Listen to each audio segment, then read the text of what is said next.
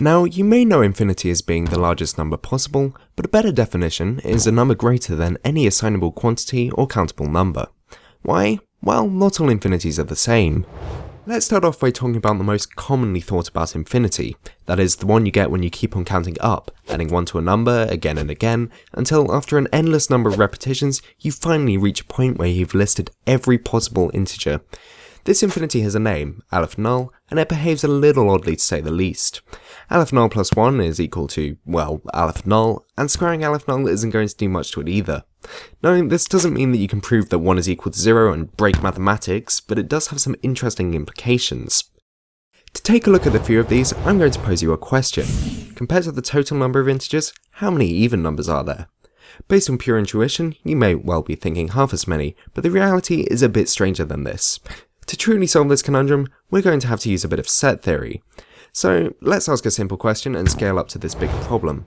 How can I tell whether these two magazines have the same number of pages? Sure, I could just count the number of pages in each, but when you scale up, this solution becomes impractical. I mean, imagine counting all of the pages in, say, the complete works of Shakespeare by yourself. It's simply going to take too long to reach a solution. Instead, all I have to do is match one page to another, again and again, until I can show that there is exactly one page of this issue to one page of the other. It doesn't matter if I don't match one page in one magazine to the page with exactly the same number in the other. All that matters is that there is a direct correspondence between the members of both groups. We can apply this same logic back to our question of how even numbers compare to a set of all integers. Every single integer has an even number of exactly twice its value. 1 goes to 2, 2 to 4, 3 to 6, etc. Because, once again, we have this one-to-one correspondence, we can say for sure that these sets have exactly the same number of members. So there you have it. As counterintuitive as it seems, there are exactly as many even numbers as there are integers. Aleph null over 2 is equal to aleph null. Now, we've seen what happens when you try to apply traditional mathematical operations to aleph null, but how would this infinity work in the real world? To illustrate this, we're going to need to take a trip over to Hilbert's Grand Hotel. Hilbert's Hotel has an infinite number of rooms, but all of them are occupied.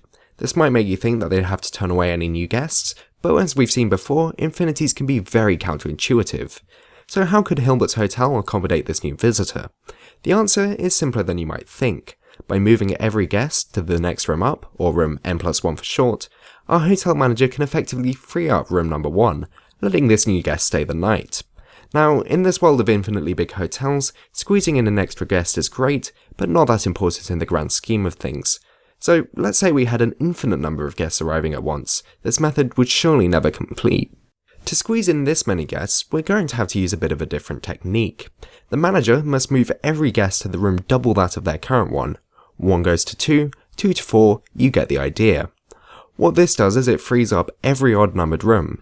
A set which is equal to the even numbered one we proved was the same as aleph null earlier, meaning that we now have an infinite number of free rooms in this hotel that was fully booked just a moment ago.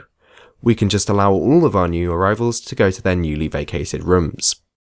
If all of this hasn't been mind-boggling enough, so far we've only seen one type of infinity, the nice, countable aleph null. Now, what exactly do I mean by countable? Well, a set is considered to be countable if it can be listed in the same way as the natural numbers, one after another, with no members missed.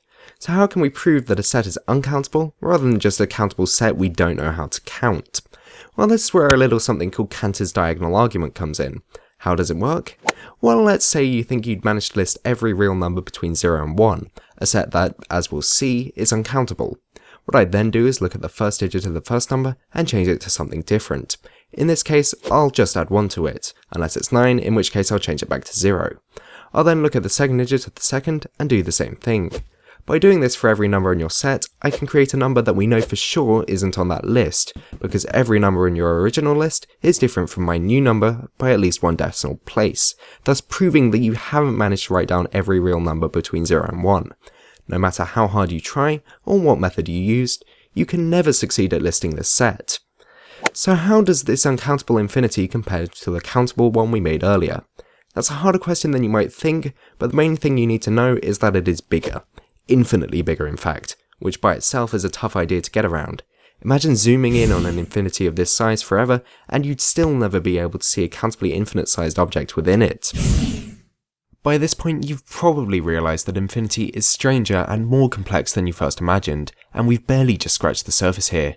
But, like it or not, infinity is here to stay. It's used in slightly different forms in quantum mechanics, calculus, computer science, cosmology, and many other areas of maths and science that I simply don't have time to mention here.